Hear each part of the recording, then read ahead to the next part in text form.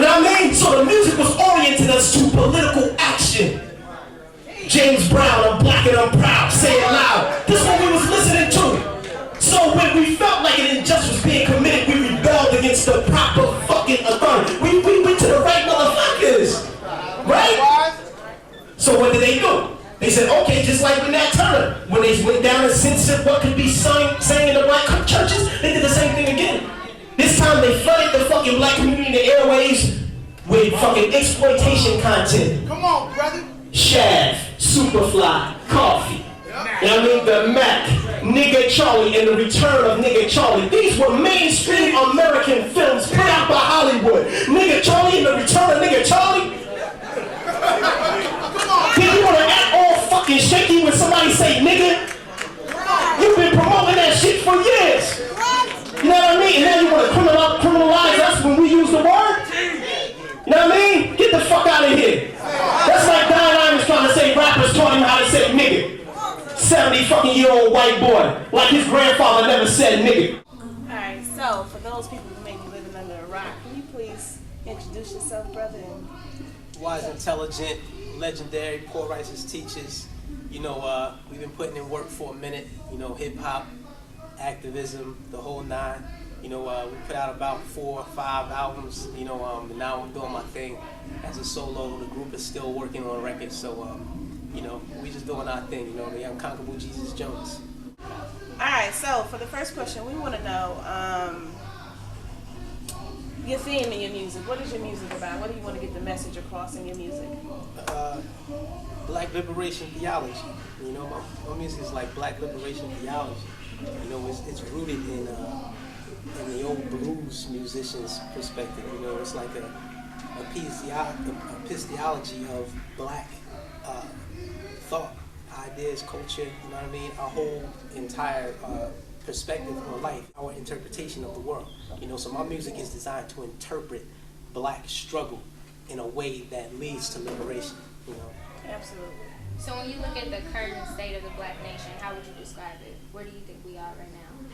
I think that we're exactly where we should be, considering the conditionings that were enforced upon us for so many years, for centuries. I think that any people that went through what we went through would probably be faring worse.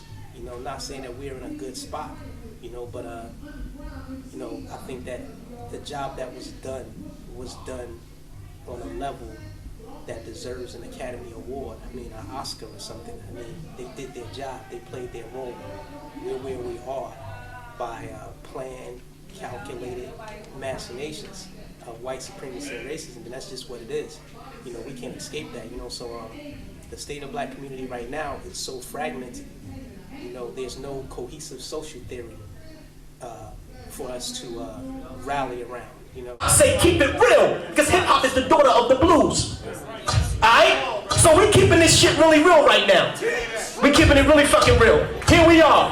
1965, the riots, the counter fucking revolution, the exploitation movies. Fast forward 1992, Rodney King get beat the fuck up in front of everybody.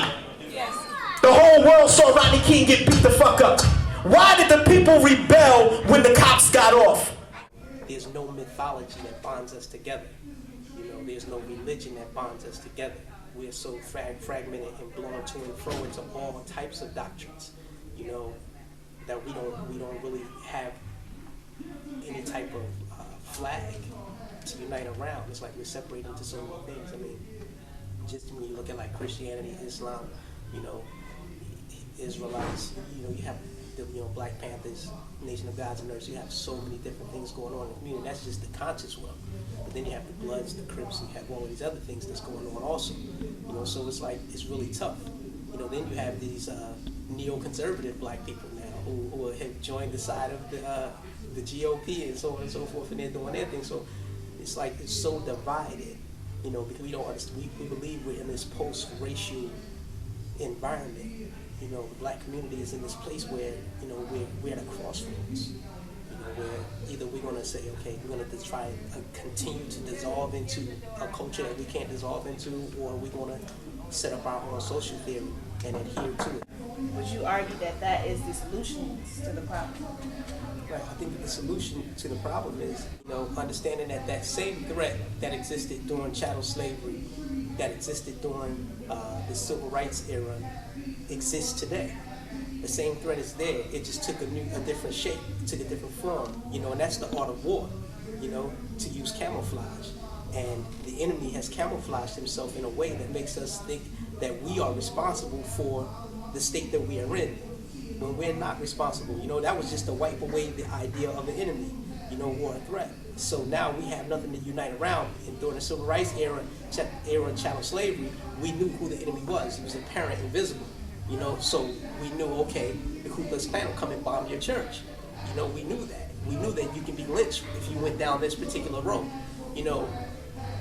And now that those overt forms of attack have been culled by legislative attacks, we feel like the enemy is gone because we can't see him physically punching us in the face or smacking us in the head with a brick or sicking dogs on us or spraying us with water hoses. But the threat is even worse now because it's more subtle. Yet the effect is more damaging. The prison industrial complex is predatory. It's attacking us. It's targeting us and locking us up at disproportionate rates than anybody else. Especially when we consider 60% of all the prisoners in the system are nonviolent offenders. Why are they there? Every other culture has a deferring mechanism, deferring programs to defer their youth from prison time when they commit nonviolent crimes. Our community doesn't have that. We have to understand that these are the threats. The prison industrial complex is serving as the new Jim Crow.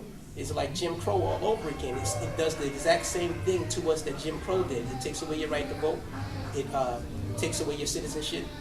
It doesn't allow you to matriculate into society after you've been convicted of a crime. So it's serving the same purpose. So what do you think would be the way to make Black people or the Black nation aware of what's happening or aware of who the enemy is, the threat that it causes? I think that we have to keep pushing media like this. We have to keep having the conversation, and for the most part, we have to be very practical.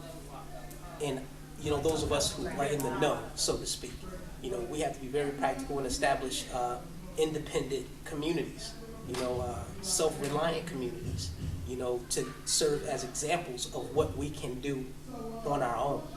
There was a time when we had no choice but to build our own communities, and we built our own communities. We had our banks. Maggie Lena Walker was a Black woman, and she was the first woman president of a bank in America, white or Black. She was the first woman in America to be the president of her own bank. But we're not taught that story. Maggie Lena Walker started her bank with all Black people. And her bank started in 1913, and it just shut down in 2006. And that's amazing. That's amazing, but we're not taught that story. That entire community from Richmond, Virginia was booming. They were building malls, hospitals, clinics, schools, and things of that nature. They were providing their own needs. They were teaching their own children. Just like Black Wall Street, Tulsa, Oklahoma. We were building communities all over the place. In Pennsylvania alone, there were several Black communities that were very prosperous. And they were so prosperous, in fact, that in 1842, one of them was burned down to the ground on Locust Street, just off of South Street in Philadelphia. They burned the whole community down, robbed and looted the homes for pianos and things of that nature. Black people in 1842 had pianos and things of that nature in their homes. You go to South Street now, go to Locust Street now, it costs you $1 million to buy a home there. And this used to be the Black community of Philadelphia. Richard Allen's church is right there on 7th and Locust. So we have to understand that we come from we have a strong heritage of community development. And we have to just look back into our past and take those examples and follow those examples and implement, the strategies that they implemented, the practical